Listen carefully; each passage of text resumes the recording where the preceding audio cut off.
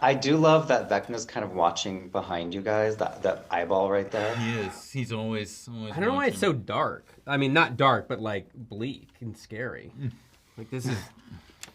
I don't What's know. he gonna do if you spoil something? What's Vecna gonna do right now? You know. You suck out our eyeballs, Yeah. probably. Yeah. Suck our eyeballs out. Well, since we are Gold Derby, we love talking about awards, and it would be fun if you guys could give some of your characters some awards. Who would win best costume or best dressed? Oh. Ooh, that's a good one. You know, I think Nancy always just looking sharp. Always. No matter even, what. Even season 1 when she was going out monster hunting, she was looking pretty cool with her jacket. She had a lot of layers on. Steve would be number 2 because I mean Steve does care how he looks. I mean he obviously Well, gets he wins best hair. I don't know hair. if he wins best dress. No. I agree with the Nancy one. And then best hero moment. What was that defining heroic moment for one specific character throughout all 5 seasons? Well, I can't talk about season 5 hero moments. There are some epic ones. I mean, 11 probably has all the biggest hero moments.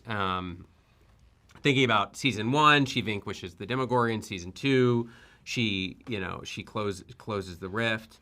So those are, to me, those 2 moments at least, obviously come to mind. I always love when Steve, in season 1, you think he's gone and he comes back with the bat and helps fight off the that's true. Demogorgon.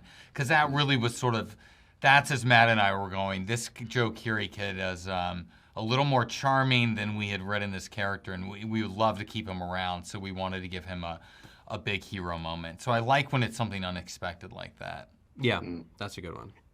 And the final award, best crying scene. So many tears have been shed over the years. What do you think gets the trophy for the best The crying one scene? that gets me the most is when Caleb is holding Sadie or Max, and he's calling for his sister. That breaks me every time I see it. I think Caleb's performance in that scene is remarkable. I remember shooting that day. I mean, he was in it. Anyway, that's my favorite. I agree. think. I also like when 11, when Millie is reading Hopper's letter. That one always gets me. Yeah, because actually that was cool because Millie asked not to read or hear what the letter was before shooting. So she was hearing it, and we played David's dialogue for her while we were filming, and that is her reaction to hearing it for the first time. Speaking of Max, Sadie Sink, is there anything you can reveal without going into spoilers about what fans can expect from her in season 5? Because when we last saw her in season 4, she was not looking Right. so good. I think Sadie gives the best coma performance of all time. Like it's very, very believable. So I don't know whether that will get her awards, but I think there's going to be a lot of award talk around Sadie. No, Sadie's phenomenal. I don't want to say too much about how she factors into the show. But I think it'll surprise people how she comes into the show. But she's a extraordinary actress. Yeah. Yes. Stranger Things is going to be that defining piece of media for an entire generation that grew up watching it. And I'm curious, what was that defining piece of media for both of you growing up? Ooh. Like one defining piece of media? Because I don't know that there was one. No, there wasn't one. I mean, in high school, it was Lord of the Rings. I think that was a huge one. I would say though, well, I get it was more sort of directors. I know this is a cheat. Yeah. But and it depends on what point in our lives. Tim Burton was the first, right? So, in terms of maybe what really inspired us to start making movies was when we saw Batman for the first time. Didn't see it, we were a little young, so we didn't see it in theaters, but we saw it on VHS. And then we started to follow the work of Tim Burton because his style was so distinct, his art direction, his costumes, that it was very easy for us to sort of identify what made a Tim Burton movie a Tim Burton movie. So that really defined our childhood, and then in middle school, we discovered Sam Raimi, and he was a big influence on us, the Evil Dead films. And then in high school, it was Shyamalan. And Peter Jackson. And then throughout every part of part of our childhood, there was, of course, Steven Spielberg. He was always there, influencing everything we were doing. Speaking of directors, I watched episode 3 last night, and I was very pleasantly surprised to see Frank Darabont. I know. Right. How cool is that? That was so cool. Tell us how that happened, because I feel like we haven't seen much from him in the past few years. Yeah, because he was retired, and he just came about. Our agents reached out to us and saying that he was going to be in town and that he was a fan, and I think we had done it came about because there was a screening of a season 4 episode in Dream Warriors, which Nightmare on Elm Street 3 Dream Warriors, which was a big influence on last season, and so somehow that led to us just having a meeting with him, and it was just amazing just to hear his stories and to get to know him. He's a legend. But I mean, because he told us very clearly that he's out of the game and he doesn't want anything to do with Hollywood. So we thought, okay, that's cool. I mean, we said you really should make movies again because we're such enormous fans. But he said no way. And then Dan Trachtenberg was attached for a while. We know Dan; he's incredibly talented, obviously, and he was going to do. He was going to direct on the show. The writer's strike happened. Dan had to go do Badlands, which is out this weekend. It's rad. You should definitely check it out. So once Dan was no longer available, we were just trying to come up with dream directors, and Frank Darabont popped into our heads. And it's just one of those things, and we've learned this over the years, which is just ask. Like the worst thing, the likely scenario was he was going to email back and go, I told you guys I'm not directing anymore, that I'm very happy up here. But no, he said he needed to think about it. He was flattered. He took about a week, and then he came back and said he wanted to do it. And it's one of my proudest achievements, pulling Frank Darabont out of retirement. And I think he had a blast, and I hope it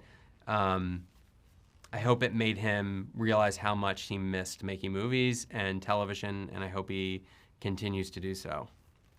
Because he's so talented, and he knocked his episodes out of the park, I think. What do you guys know now after filming 5 seasons of the show that you wish you had known a decade ago? Oh, man. That's a good question. So what have we know? That we wish we know. I mean, listen, I would say that we're learning every year. I mean, we were really green and fairly young, I guess, when we were working on season 1. And a big one was definitely visual effects, which now we understand a lot better. And back then on season 1, we had absolutely no idea how visual effects worked. So I look back at some of those early scenes, and I love season 1, but we do want to George Lucas some of them. We won't, but there's that we're tempted to. Yeah, we're tempted to. And I think I like to think we've sort of improved. I think we are better at we're better at collaborating. I think we're better at collaborating with the actors. We had only made one movie before Stranger Things, so there was a lot to learn. But luckily, we were surrounded by a ton of very talented people who taught us so much in season 1. And we really, and I look back on it, and I'm glad we did this, which is we really leaned on people who had been in the business for a long time to help us figure out how to tell this story. From our DP, Tim Ives, I think, was a big part of it, but so much of the crew and the grip and the camera ops taught us so much, and we just took those lessons and applied them to the following seasons.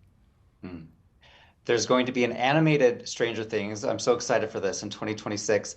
Yeah. Tell me, why did you set it between seasons 2 and 3? Why was that the perfect time?